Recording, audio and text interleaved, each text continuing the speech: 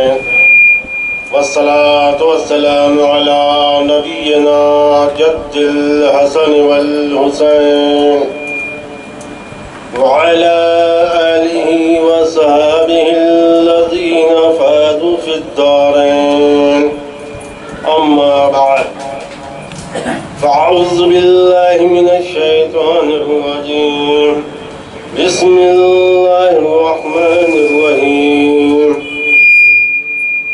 وإذ ابتلى إبراهيم ربه بكلمات فأتمهن قال إني جاعلك للناس إماما قال ومن ذريتي قال لا ينال عهد الظالمين صدق اللہ العظیم۔ آئیے اور آپ سب سے پہلے اپنے آقا مولا تاجدار مدینہ احمد مصطفیٰ محمد مصطفیٰ صلی اللہ علیہ وسلم اور آپ کی آل پر ایک بار درود پاک نذرانہ پیش کریں۔ اللہم صلی علی سیدنا و مولانا محمد وعلی آل سیدنا و مولانا محمد وبارک وسلم۔ صلاۃ و سلام علیک یا رسول اللہ۔ عالم میں ہر چہار طرف شور و شین ہے، یہ عشر امام ہے ذکر حسین ہے، یہ عشر امام ہے ذکر حسین ہے، سر دے کے اپنا دین نبی کا بچا لیا، سر دے کے اپنا دین نبی کا بچا لیا، بنیاد لا الہ کی دیکھو حسین ہے۔ در حسین کو دار السلام کہتے ہیں، مقام شاہ کو علی مقام کہتے ہیں، حسین آپ کے نقش قدم پر سر رکھ کر یہ تمام اہل محبت سلام کہتے ہیں۔ کچھ اس ادا سے شہادت کا جام نوش کیا، کچھ اس ادا سے شہادت کا جام نوش کیا، شہید بھی تمہیں اپنا امام کہتے ہیں، شہید بھی تمہیں اپنا امام کہتے ہیں۔ حسین مجھ سے ہے تو میں حسین سے ہوں، حسین مجھ سے ہے تو میں حسین سے ہوں، یہ خاص و عام سے خیر الانام کہتے ہیں۔ حسین نے جو پلائی وہ میں کہیں نہ ملی، حسین نے جو پلائی وہ میں کہیں نہ ملی، شراب شوق شہادت کے جام کہتے ہیں۔ حسین خادم مسکین بھی در پہ حاضر ہے، حسین خادم مسکین بھی در پر حاضر ہے، تمہارے در کو در فیض عام کہتے ہیں، تمہارے در کو در فیض عام کہتے ہیں۔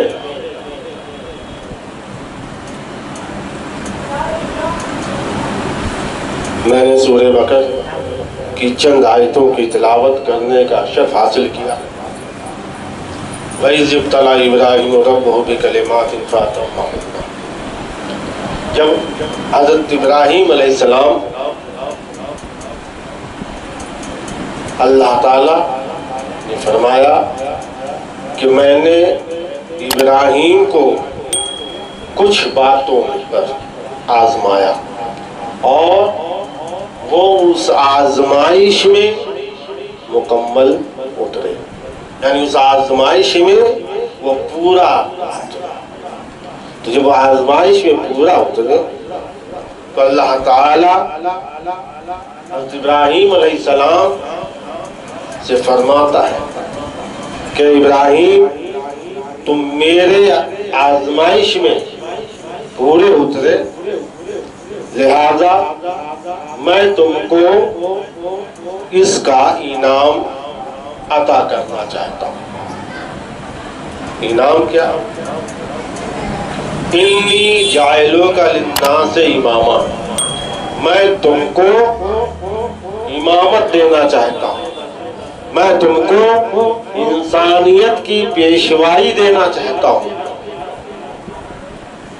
تو حضرت ابراہیم علیہ السلام نے عرض کیا کہ بار الہ یہ امامت کیا میری ذریت میں بھی ہوگی؟ یہ امامت کیا میری ذریت میں بھی ہوگی؟ اللہ تعالیٰ نے ارشاد فرمایا بے شک، لیکن وہ ظالم نہ ہو۔ ظالموں کو یہ امامت نہیں ملے گی، امامت ان کو ملے گی جو ظالم نہ ہو۔ جب اللہ تعالیٰ کی جانب سے یہ امامت کا تحفہ حضرت ابراہیم علیہ السلام کو عطا ہوا تو حضرت ابراہیم علیہ السلام نے عرض کیا اللہ کی بارگاہ میں کہ بار الہ، یہ تو تم نے عطا کر دیا، لیکن میری خواہش، میری تمنا یہ ہے کہ جو آخری نبی ہوں جن پر نبوت ختم ہو وہ بھی میری ذریت میں سے، میری عالم میں سے ہو۔ اللہ تعالیٰ نے حضرت ابراہیم علیہ السلام کی اس دعا کو قبول فرمایا۔ اب آپ دیکھیں یہ کس موقع پر ہوا، کس موقع پر اللہ تعالیٰ نے حضرت ابراہیم علیہ السلام کو یہ انعام عطا کیا؟ جب خانہ کعبہ کی تعمیر مکمل ہو گئی۔ اور ایک خاص بات توجہ یہ ہے کہ جس پتھر پر اللہ کے خلیل نے مصطفیٰ کو مانگا، جس پتھر پر کھڑے ہو کر اللہ کے خلیل نے مصطفیٰ کو مانگا تو وہ پتھر نرم ہو گیا، پگھل گیا، اور اس پتھر پر اللہ کے خلیل کے قدموں کا نشان ٹوٹا۔ یعنی اس پتھر کو یہ عظمت ملی مصطفیٰ کے صدقے میں۔ وہ تو حضرت ابراہیم علیہ السلام تمام پتھروں پر چلتے تھے، کھڑے ہوتے تھے، لیکن نہیں، جب اب مصطفیٰ کو مانگا، جب مصطفیٰ کو مانگا تو پتھر نرم ہو گیا، اور اس پتھر پر حضرت ابراہیم علیہ السلام کا نقش قدم پیوست ہو گیا۔ 4000 سال کا عرصہ نہ وہ نشان مٹا، نہ وہ نشان مٹا اور قیامت تک نہ مٹے گا۔ تو یہاں پتہ یہ چلا کہ اللہ کے خلیل نے مانگا مصطفیٰ کو، یعنی اللہ کے خلیل کی چاہت مصطفیٰ، اللہ کے خلیل کی چاہت مصطفیٰ، مصطفیٰ کی چاہت حسین، اللہ کے خلیل کی چاہت مصطفیٰ، مصطفیٰ کی چاہت حسین ہے۔ تو اللہ تعالیٰ نے حضرت ابراہیم علیہ السلام کو جو امامت کا تحفہ عطا کیا، وہ امامت کا تحفہ کس کی؟ حضرت ابراہیم علیہ السلام کی آل میں سے۔ تو معلوم یہ ہونا چاہیے، میں مختصر میں چل رہا ہوں، معلوم یہ ہونا چاہیے جب نبوت کا دروازہ بند ہوا تو امامت کا دروازہ کھلا۔ جب نبوت کا دروازہ بند ہوا تو امامت کا دروازہ کھلا۔ اور پہلے امام کون؟ مولا کائنات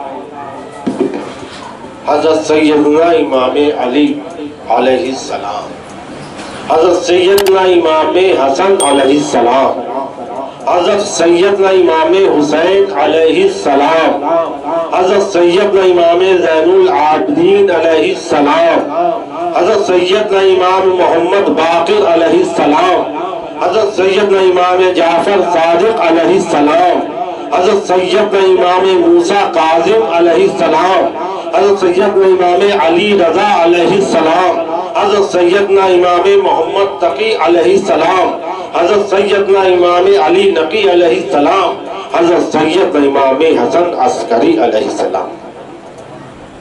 نبوت کا دروازہ آخری نبی حضور سرور کائنات صلی اللہ علیہ وسلم پر ختم ہوا، یعنی بند ہوا۔ امامت کا دروازہ مولا کائنات سے شروع ہوا اور آخری امام حضرت مہدی علیہ السلام پر آج کے دور میں تو یہ ہستیاں امام حق ہے، یہ ہستیاں امام حق ہے، اور جو ان امام حق کے راستوں پر چلے وہ امام برحق ہے۔ تو معلوم یہ ہوا کہ امام کی دو قسمیں، ایک وہ امام جو اللہ تعالی کی طرف سے منتخب ہوئے وہ امام، اور ایک وہ امام جن کو بستی والے منتخب کرتے ہیں، مسجد کے مقتدی منتخب کرتے ہیں، انتظامیہ کمیٹی منتخب کرتی ہے۔ اگر جن کو بستی والوں نے، انتظامیہ کمیٹی نے یا مسجد کے مقتدیوں نے جن کو امام بنایا، وہ امام برحق تب ہو سکتے ہیں جب امام حق کے راستے پر چلے، اور جو امام حق کے راستے سے ہٹا وہ امام نہیں ہو سکتا، وہ امام نہیں ہو سکتا۔ اس لیے اب آپ حضرات غور فرمائیں کہ حضرت امام مالک، حضرت امام ابو حنیفہ رضی اللہ تعالیٰ عنہ فرماتے ہیں کہ اہل بیت کی محبت زیادہ عزت و عظمت کرتے تھے۔ آپ اپنے اصحاب کو محبت اہل بیت کی تاکید فرماتے تھے۔ یہ ہے امام برحق حضرت ابو حنیفہ رضی اللہ عنہ۔ میں اس لیے بتانا چاہتا ہوں کہ آج بہت سے امام ملیں گے، لیکن ان اماموں کے اندر یہ خوبیاں ہیں کہ نہیں جن کی ہم اور آپ اقتدا کرتے ہیں؟ حضرت سیدنا ابو حنیفہ رضی اللہ تعالیٰ عنہ کی، وہ لوگوں کو اہل بیت کی محبت کی تاکید فرماتے تھے، شوق دلاتے تھے، اور فرماتے ہیں کہ حضرت علی تمام لڑائیوں میں حق پر تھے۔ اب یہیں سے خود فیصلہ کریں۔ امام برحق حضرت امام ابو حنیفہ رضی اللہ تعالیٰ عنہ فرماتے ہیں کہ مولا کائنات ہر جنگ میں حق پر تھے۔ تو ظاہر ہے جنگ دو فریقین کے درمیان جب ہوتی ہے تو ایک حق ہوتا ہے اور ایک ناحق ہوتا ہے۔ اب جنگ صفین کو آپ سمجھ لیں، اس کے درمیان حق پر مولا کائنات، ناحق کون سمجھ لیجیے۔ اب دیکھیں، جو حق پر ہوتا ہے،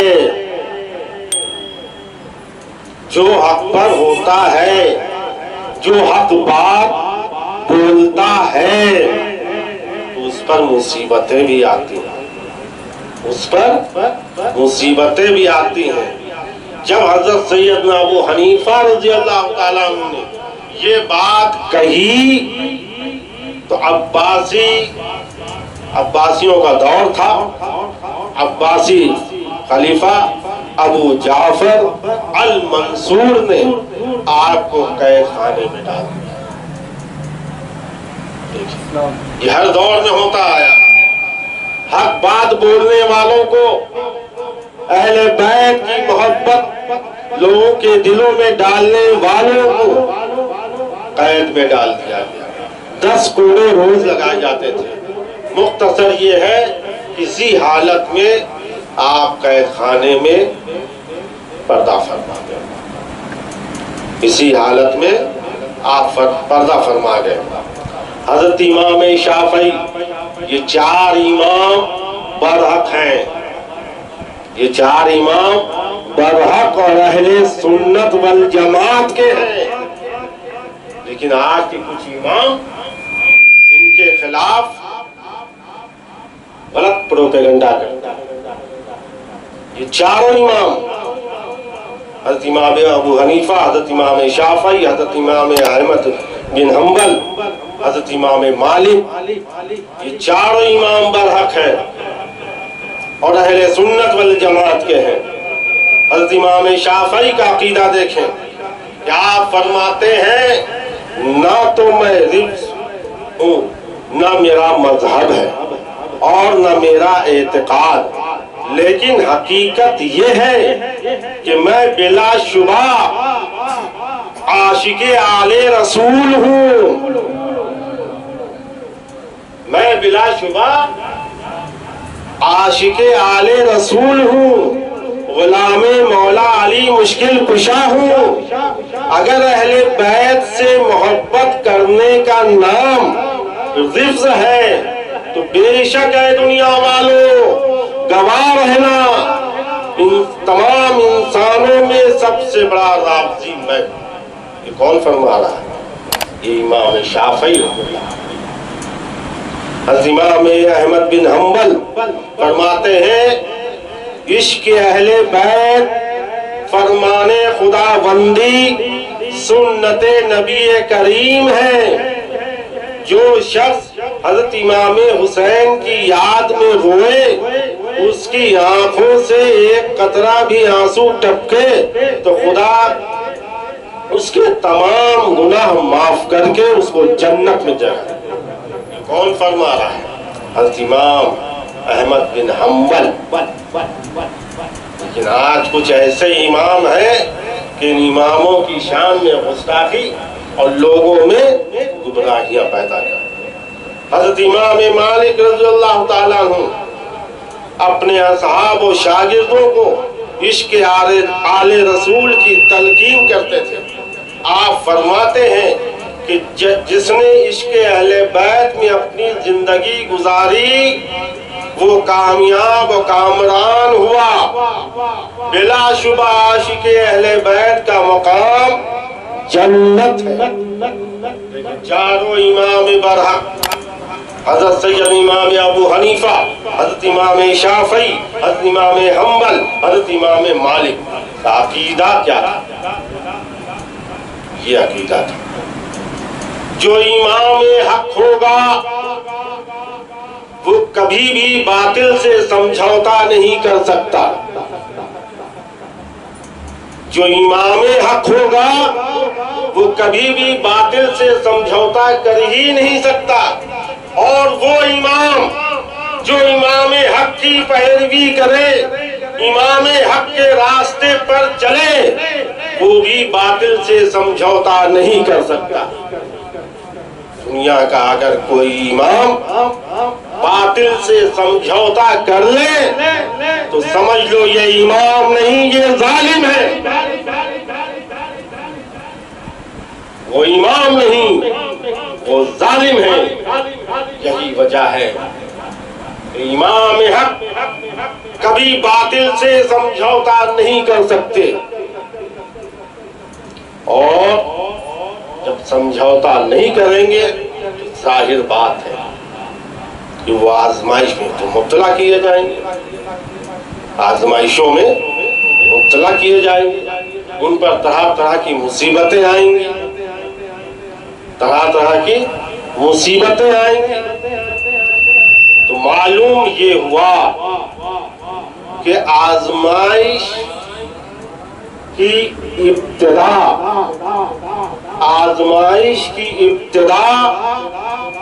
ابتلا ہے جو حضرت ابراہیم علیہ السلام آزمائشوں کی ابتدا ابتلا ہے اور آزمائشوں کی انتہا کربلا ہے. آزمائشوں کی ابتدا ابتلا ہے، آزمائشوں کی انتہا کربلا ہے. اب تو آپ سوچیں، جب امام حق سیدنا امام عالی مقام نے یزید جیسے فاسق و فاجر کی بیعت سے انکار کر دیا، کیونکہ امام حق یزید کی حقیقت کو جانتے تھے. امام حق یہ جان رہے تھے کہ اگر ہم نے بیعت کر لی تو میرے نانا جان کی شریعت ختم ہو جائے گی. اگر میں نے یزید جیسے فاسق و فاجر کی بیعت کو قبول کیا تو دین محمدی ختم ہو جائے گا. کون سا دین؟ پہلے دین ابراہیمی تھا کہ اللہ کی عطا سے دین ابراہیمی دین محمدی بنا، دین محمدی بنا.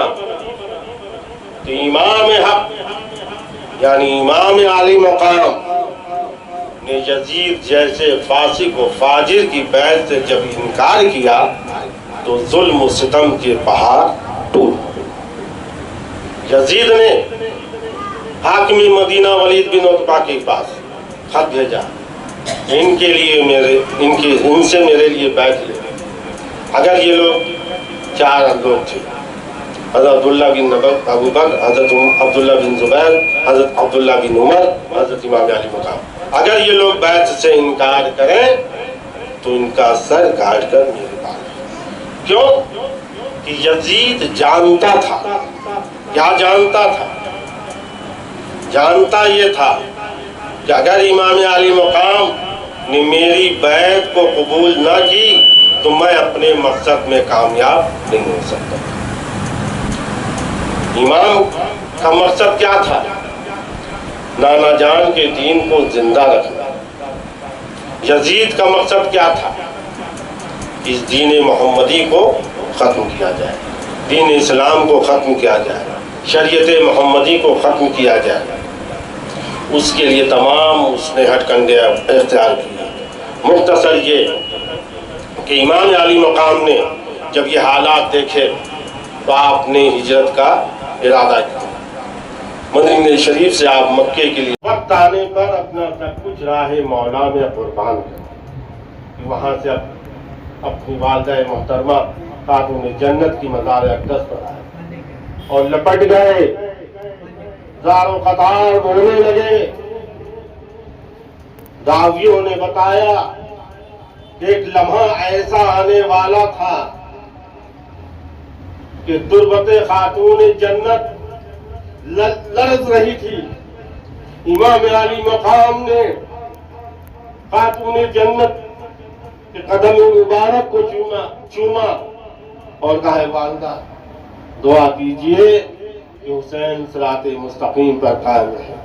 مختصر یہ ہے کہ آپ گھر تشریف لائے اور یہ نورانی قافلہ مدینے سے ہجرت کر کے مکے کے لیے روانہ.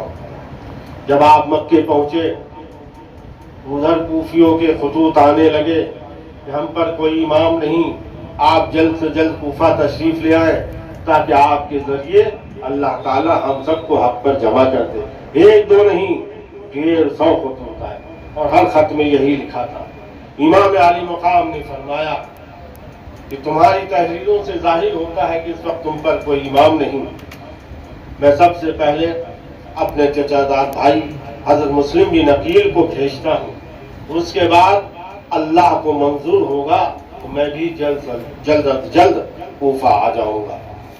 مختصر یہ کہ چند تحریروں کے ساتھ امام حق نے حضرت مسلم بن عقیل کو کوفے کے لیے روانہ کیا۔ حضرت مسلم بن عقیل اپنے دونوں صاحبزادوں کو لیتے ہیں اور کوفہ پہنچتے ہیں۔ جب کوفہ پہنچے تو ایک گروہ کثیر نے آپ کا استقبال کیا۔ 40,000 لوگوں نے امام علی مقام کی بیعت کو حضرت مسلم بن عقیل کے دستے مبارک پر قبول کیا، بیعت کی۔ اس وقت کوفے کے گورنر نعمان بن بشیر تھے، جو محب آل رسول تھے۔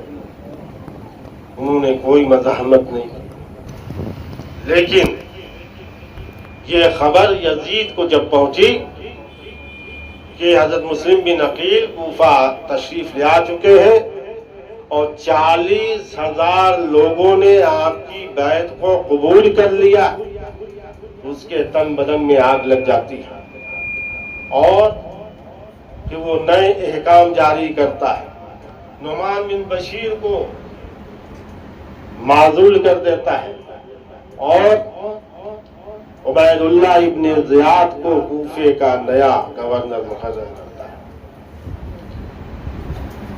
تمام لوگ حضرت امام مسلم بن عقیل کے پیچھے نماز پڑھ رہے ہیں، گروہ کثیر ہے۔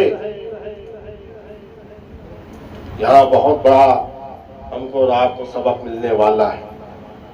گروہ کثیر ہے، لیکن جب ابن زیاد کوفے آ گیا تو کوفے کے حالات بدل گئے، کوفے کی حالات بدل گئے، ذرہ ذرہ دشمنوں ہو گیا۔ وہ لوگ جو حضرت مسلم بن عقیل کے پیچھے نماز ادا کرتے تھے، سبوں نے منہ پھیر لیا۔ بتائیے، سوچئے، اب ظاہر تو یہی لگتا ہے نا کہ سب مسلمان تھے،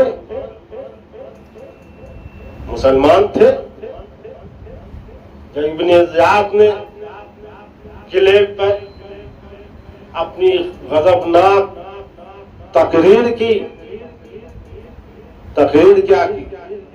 تقریر یہ کی کہ کوفے کا کوئی بھی شخص اگر مسلم بن عقیل کو پناہ دے گا تو اس کے گھر کو تہوبالا کر دیا جائے گا، اس کو قتل کر دیا جائے گا، لہذا کوئی بھی اپنے گھر میں ان کو پناہ نہ دے۔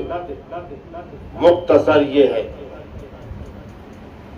کہ مغرب کی نماز اذان ہوئی، حضرت مسلم بن عقیل نے امامت کی۔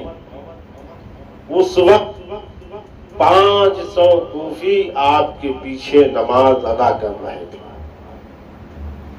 اور جب سلام پھیرا تو ایک بھی کوفیوں کو نہ پایا، ایک بھی کوفیوں کو نہ پایا، کیونکہ ابن زیاد کی وہ غضبناک تقریر نے لوگوں کے دل و دماغ کو خوف زدہ کر دیا، اور ان لوگوں نے حضرت مسلم بن عقیل کا ساتھ چھوڑ دیا۔ مختصر یہ ہے کہ حضرت مسلم بن عقیل حضرت ام ہانی کے مکان پر تشریف فرما تھے۔ ابن زیاد کو جب یہ معلوم ہوا کہ حضرت مسلم بن عقیل یہاں پر قیام فرما رہے ہیں تو اس نے حضرت ام ہانی کو گرفتار کروا دیا اور کہا، کیا تم نے میری کل کی تقریر نہیں سنی؟ تو بھول گیا۔ اس کی سزا یہ دی کہ حضرت ام ہانی کے ناک پر ایک ایسا وار کیا کہ ان کے بانسیں پھٹ گئے، ناک سے خون بہنے لگا۔ حضرت ام ہانی جام شہادت نوش فرما۔ اب دونوں بچے ہیں، حضرت مسلم بن عقیل ہیں۔ فجر کی نماز کے بعد معلوم ہوا کہ کہ دشمنوں نے مکان کو چاروں طرف سے گھیر لیا۔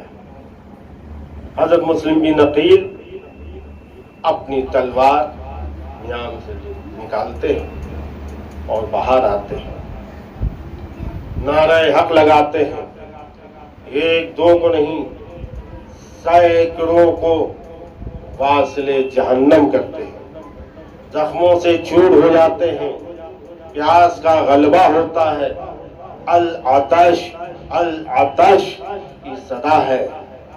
ایک خاتون محب اہل بیت تھی، دروازے کی آڑ سے سارا منظر دیکھ رہی تھی، اس کو ترس آ گیا، ایک پیالہ پانی لا کر حضرت مسلم بن عقیل کو دیا۔ حضرت مسلم بن عقیل جیسے ہی اس پیالے کو اپنے لبوں تک لاتے ہیں کہ نا خدا ترس کا ایک ایسا تیر آتا ہے جو آپ کی زبان مبارک میں پیوست ہو جاتا ہے، پیالے کا سارا پانی لہو لہان ہو جاتا ہے، پانی کو پھینک دیتے ہیں، پڑھ لیتے ہیں اشہد ان لا الہ الا اللہ واشہد ان محمد رسول اللہ۔ یعنی اس راہ کے سب سے پہلے فدائی حضرت مسلم بن عقیل، جن کی 3 ذی الحجہ سن 60 ہجری کو آپ نے جام شہادت نوش فرمایا۔ اب آپ کی دونوں بیٹے ابراہیم اور محمد ابن زیاد نے منادی کرائی کہ ان دونوں بچوں کو کوئی زندہ یا مردہ لائے گا اس کو انعام و اکرام سے نوازا جائے گا۔ قاضی شریع کے گھر دونوں بچے تھے، جب یہ حالات دیکھے اور ابن زیاد کا اعلان سنا تو اپنے بیٹے اسد سے فرمایا، بیٹے اسد، اب کوفے میں ان لوگوں کا کوئی ہمدرد نہیں، یہ یتیم بچے ہیں، ان کا یہاں کوئی نہیں ہے، ایسا کرو ایک قافلہ مدینے کو جا رہا ہے، ان بچوں کو اس قافلے کے حوالے کر دو تاکہ یہ بچے اب صحیح سلامت اپنے وطن پہنچ جائے۔ اور ایک انگوٹھی جو قاضی شریع پہلے تھے اس کو حضرت محمد کو دیا، کہا بیٹے اس کو رکھو، اگر کوئی فلاں جگہ جا رہے ہو، اگر راستے میں کوئی ملے تو وہاں ایک دروہ ہے، اس کو یہ نشانی دکھا دینا۔ مختصر یہ ہے کہ قافلہ بہت دور نکل چکا تھا، دونوں بچے جن کی عمر 8 اور 10 سال سے زیادہ نہ تھی، قافلے کا گرد و غبار نظر آ رہا تھا۔ ان کے بیٹے قاضی شریع کے بیٹے نے کہا، دیکھو بچوں، جو دھول دکھ رہی ہے یہ قافلے کے روانہ ہونے کی دھول ہے، تم لوگ دوڑ کر اس قافلے کے ساتھ مل جانا۔ مختصر یہ ہے کہ دونوں بچے ابراہیم و محمد اپنے ننھے قدم سے دوڑ رہے ہیں، قافلہ کافی دور نکل چکا تھا، رات کی تنہائی آ گئی، اندھیرا چھا گیا، دونوں بچے دوڑ رہے ہیں، پیروں میں آبلے پڑ گئے، صبح نمودار ہوئی، سورج نکلنے ہی والا تھا کہ دونوں بچوں نے مشورہ کیا کہ اب ہم لوگ کہیں چھپ جائیں، کیونکہ دن کے اجالے میں یزید کے سپاہی کہیں ایسا نہ ہو کہ ہم لوگوں کو گرفتار کر لیں۔ چھپنے کی جگہ تلاش کر رہے ہیں، ایک چشمہ تھا، اس چشمے کے کنارے ایک پرانا درخت تھا جو اندر سے کھوکھلا تھا، دونوں بھائی اسی کھوکھلے درخت کے اندر چھپ گئے، ایک دوسرے کی باہوں میں ہاتھ ڈال دیا، چھپ گئے کہ دن ختم ہو پھر رات کی تاریکی میں اپنا سفر اختیار کریں گے۔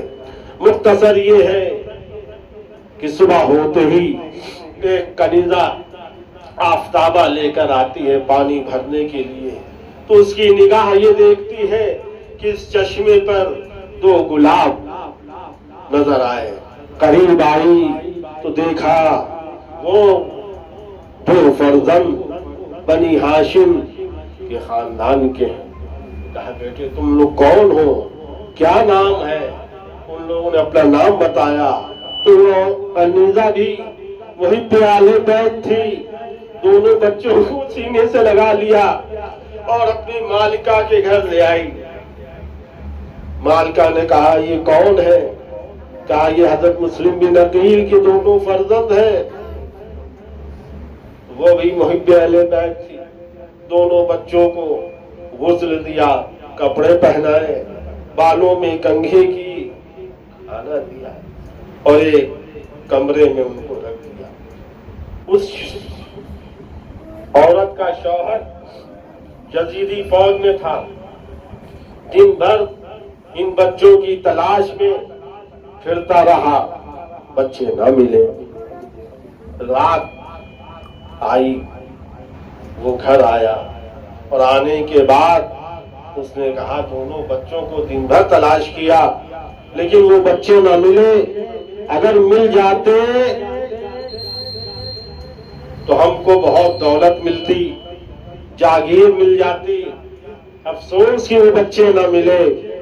اب تو اس کی عورت نے جب یہ حال سنا کہ میرا ہی شوہر ان بچوں کا دشمن نکلا, اب تو بے چین ہو جاتی ہے, بے قرار ہو جاتی ہے.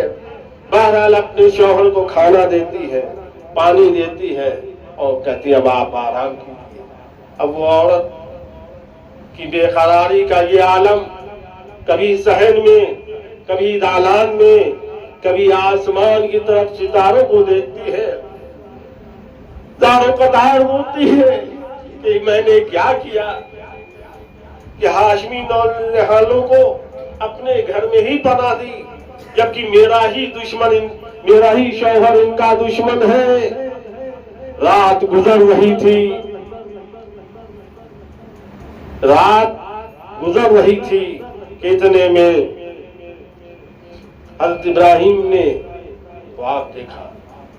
کیا کہ ان کے بابا جان حضرت مسلم بن عقیل تشریف لائے ہیں اور فرما رہے بیٹے گھبراؤ نہیں, بہت جلد تم لوگ مجھ سے ملنے والے ہو, بہت جلد تم لوگ مجھ سے ملنے والے ہو. جب حضرت مسلم بن عقیل کو دیکھا تو بچوں کے منہ سے آواز, حضرت چھوٹے بھائی کے منہ سے آواز نکلی, بابا جان, بابا جان, بابا جان.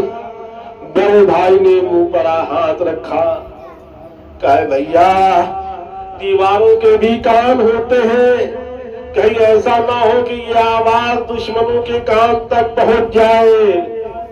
مختصر یہ کہ مرضی مولا, یہ آواز کم وقت حارث کے کان میں پہنچ گئی.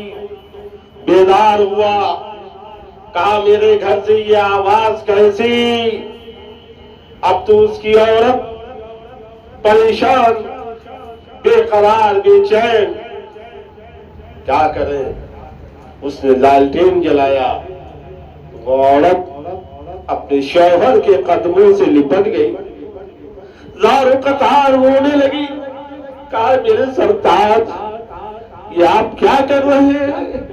کیا آپ کو معلوم نہیں کہ یہ ہاشمی چمن کے پھول ہیں, ان کو آپ قتل کریں گے تو آپ کا انجام کیا ہوگا؟ لیکن وہ کمبخت حارث دولت کے نشے میں چور تھا. گھر کی تلاشی لی, دونوں بچے مل گئے. بچوں کو لے کر باہر آنے والا تھا کہ اس کی بیوی پھر قدموں کو پکڑ لیتی ہے کہ میرے سرتاج مان جائیے, ان کو قتل نہ کیجیے. اس کمبخت حارث نے سب سے پہلے اپنی بیوی کو شہید کیا. مختصر یہ کہ دونوں بچوں کو دریائے فرات کے کنارے لے آیا. دونوں بچوں کو دریائے فرات کے کنارے لے آیا. حارث نے پوچھا بولو تمہاری کوئی آخری خواہش ہے, کوئی تمنا ہے؟ تو بڑے بھائی نے کہا کہ ہاں میری آخری خواہش تمنا یہ ہے کہ سب سے پہلے مجھ کو شہید کرو، کیونکہ باپ بھائی مثل باپ کے ہوتا ہے، بڑا بھائی مثل باپ کے ہوتا ہے، وہ اپنے بیٹے کو تڑپتا ہوا نہیں دے سکتا، اس لیے پہلے مجھے شہید کرو۔ چھوٹے بھائی نے کہا نہیں پہلے مجھے شہید کرو۔ دونوں کی باتیں مکمل بھی نہ ہونے پائی تھی کہ کم وقت حارث کی ایسی تلوار چلی کہ ایک ہی وار میں دونوں بچوں نے جام شہادت پی لیا۔ انا للہ و انا الیہ راجعون۔ اس راہ کے سب سے پہلے فدائی حضرت مسلم بن عقیل اور ان کے دونوں فرزند۔